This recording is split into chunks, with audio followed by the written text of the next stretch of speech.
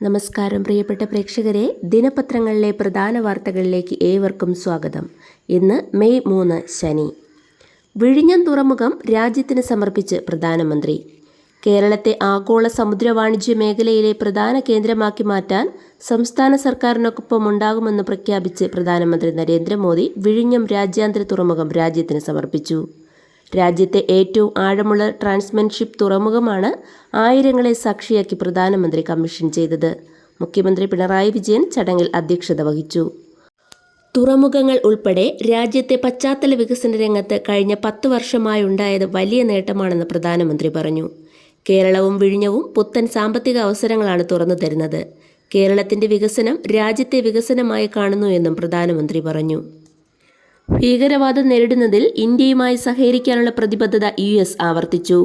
പഹൽഗാം ഭീകരാക്രമണം സംബന്ധിച്ച അന്വേഷണത്തിൽ സഹകരിക്കണമെന്ന് പാക് പ്രധാനമന്ത്രി ഷഹബാസ് ഷരീഫിനോട് ആവശ്യപ്പെട്ട US വിദേശകാര്യ സെക്രട്ടറി മാർക്കോ റൂബിയോ പാകിസ്ഥാൻ കേന്ദ്രമാക്കി പ്രവർത്തിക്കുന്ന ഭീകരവാദികളെ നിയന്ത്രിക്കണമെന്ന് നിർദ്ദേശിച്ചു.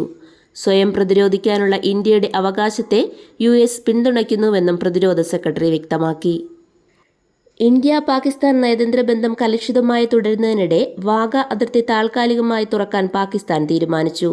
കഴിഞ്ഞ ദിവസം അട്ടാരി വാഗ അതിർത്തി പൂർണ്ണമായി അടച്ചിരുന്നെങ്കിലും പാക് പൗരന്മാരായ പലരും അതിർത്തിയിൽ കുടുങ്ങിയെന്ന വാർത്തകൾക്ക് പിന്നാലെയാണ് ഇവർക്ക് വേണ്ടി അതിർത്തി തുറക്കാൻ തീരുമാനിച്ചത്. 953 പാകിസ്ഥാൻ പൗരന്മാർ സ്വദേശത്തേക്ക് മടങ്ങിയെന്നും 1841 ഇന്ത്യക്കാർ പാകിസ്ഥാനിൽ നിന്ന് ഇന്ത്യയിലേക്ക് മടങ്ങിയെന്നും കേന്ദ്ര സർക്കാർ അറിയിച്ചു. കോഴിക്കോട് ഗവൺമെന്റ് മെഡിക്കൽ കോളേജ് ആശുപത്രിയിൽ അത്യാഹിത വിഭാഗത്തിലെ UPS റൂമിൽ പൊട്ടിത്തെറി. കനത്ത പുക കെട്ടിടത്തിന്റെ 4 നിലകളിലേക്കും പടർന്നു. സംഭവത്തിനിടെ 5 മൃതദേഹങ്ങൾ അധികൃതർ മോർച്ചറിയിലേക്ക് മാറ്റിയിട്ടുണ്ട്. മരണകാരണം വ്യക്തമല്ലെന്നാണ് അധികൃതർ വ്യക്തമാക്കിയിരിക്കുന്നത്. അത്യാഹിത വിഭാഗത്തിലുണ്ടായിരുന്നവർ അടക്കം 30 രോഗികളെ മറ്റ് ആശുപത്രികളിലേക്കും ബാക്കിയുള്ളവരെ മെഡിക്കൽ കോളേജിന്റെ മറ്റു വാർഡുകളിലേക്കും മാറ്റി. അത്യാഹിത വിഭാഗം പോലീസ് പൂർണ്ണമായും അടച്ചു.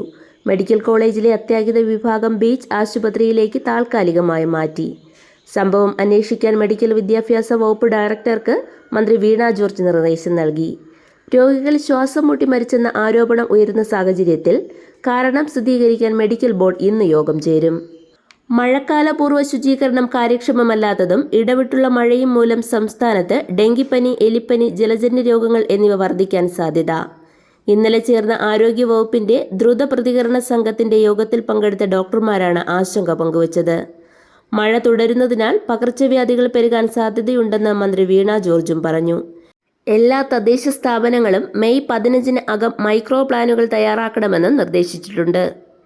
ജയിൽ ചാട്ടം ലംഘിച്ച് സംസ്ഥാനത്തെ വിവിധ ജയിലുകളിലെ RSS അനുഭാവികളായ ജയിൽ ഉദ്യോഗസ്ഥർ കുമരകത്തെ റിസോർട്ടിൽ രഹസ്യയോഗം ചേർന്നതിനെക്കുറിച്ച് ജയിൽ വകുപ്പ് അന്വേഷണം തുടങ്ങി. രഹസ്യയോഗം വിവാദമായതോടെയാണ് അന്വേഷണം. ഭരണപരമായ സൗകര്യത്തിന് എന്ന പേരിൽ ഈ ഉദ്യോഗസ്ഥരെ നേരത്തെ സ്ഥലം മാറ്റിയിരുന്നു.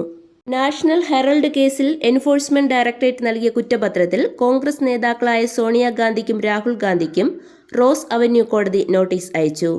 കേസ് അടുത്ത 8-ന് പരിഗണിക്കും. കഴിഞ്ഞ തവണത്തെ കേസ് പരിഗണിച്ചപ്പോൾ സോണിയയ്ക്കും രാഹുലിനും നോട്ടീസ് അയക്കാൻ വിസമ്മതിച്ച കോടതി കൂടുതൽ തെളിവുകളും രേഖകളും ഹാജരാക്കാൻ EDയോട് ആവശ്യപ്പെട്ടിരുന്നു. ഇന്നലെ കൂടുതൽ തെളിവുകൾ ഹാജരാക്കിയതിനെ തുടർന്നാണ് വിശദീകരണം തേടിയിരിക്കുന്നത്.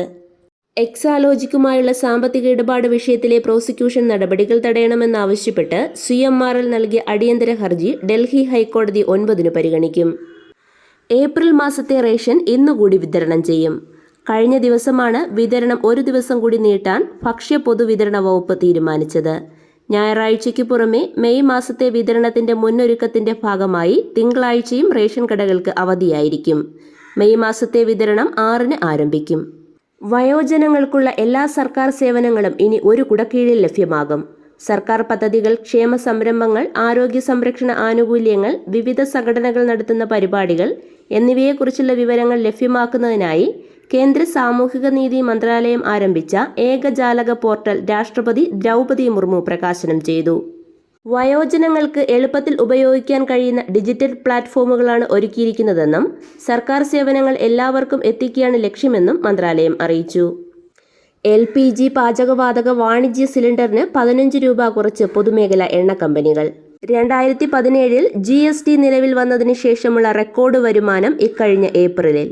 2.37 ലക്ഷം കോടി രൂപയാണ് രാജ്യമാകെ GST വരുമാനത്തിൽ ലഭിച്ചത്. കേരളത്തിൽ GST വരുമാനം 2024 ഏപ്രിൽ 3272 കോടി രൂപയായിരുന്നത് ഇത്തവണ 3436 കോടി രൂപയായി ഉയർന്നു. വളർച്ച 5%.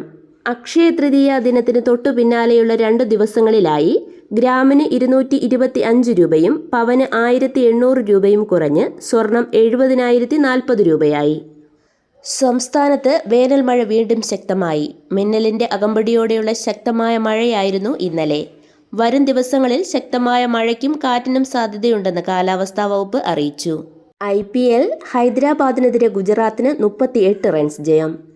മുൻ രാജ്യാന്തര ക്രിക്കറ്റ് താരം S. ശ്രീശാന്തിന് കേരള ക്രിക്കറ്റ് അസോസിയേഷൻ 3 വർഷം വിലക്ക് പ്രഖ്യാപിച്ചു. ചാമ്പ്യൻസ് ട്രോഫിക്കുള്ള ഇന്ത്യൻ ക്രിക്കറ്റ് ടീമിൽ മലയാളി താരം സഞ്ജു സാംസനെ ഉൾപ്പെടുത്താത്തതുമായി ബന്ധപ്പെട്ട് KCAക്കെതിരെ ശ്രീശാന്ത് നടത്തിയ ആരോപണങ്ങളുടെ അടിസ്ഥാനത്തിലാണ് വിലക്ക്. ഇതോടെ ഇന്നത്തെ ദിനപത്രങ്ങളിലെ പ്രധാന വാർത്തകൾ സമാപിക്കുന്നു. നന്ദി, നമസ്കാരം.